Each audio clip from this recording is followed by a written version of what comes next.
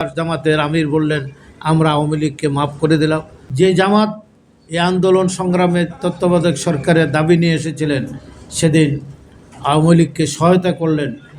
আওয়ামী লীগকে আবার রাষ্ট্রীয় ক্ষমতা আসার জন্য জামাত যদি সেদিন এই আন্দোলনটি না করত, আওয়ামী লীগের সাথে না যেত, তাহলে আওয়ামী লীগ কিন্তু 96 সালে ক্ষমতায় আসে না এবং বাংলাদেশের জন্য এত দুর্ভাগ্য আসে না।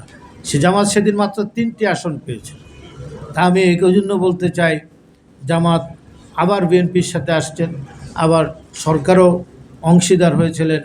এখন আবার জামাত যেদিন 5ই আগস্ট ক্ষমতাচ্যুত হলো, শেখ হাসিনা পালিয়ে গেলেন, এরপর থেকে উনি একবার জামাতের আমির বললেন আমরা আওয়ামী লীগকে মাফ করে দিলাম।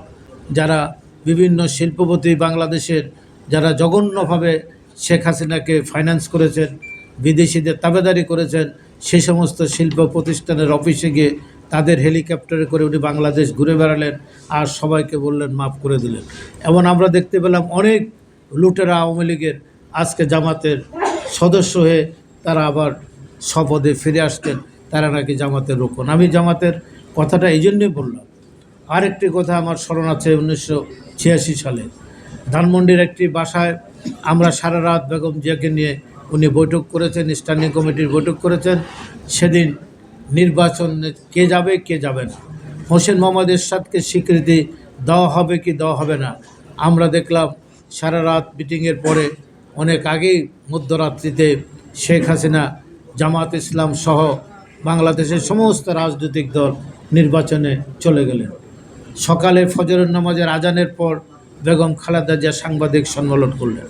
উনি সুস্পষ্টভাবে বললেন হোসেন মোহাম্মদ এরশাদকে স্বীকৃতি দেওয়ার জন্য আমি বেগম খালেদা জিয়া বিএনপিকে নিয়ে নির্বাচনে যাব না।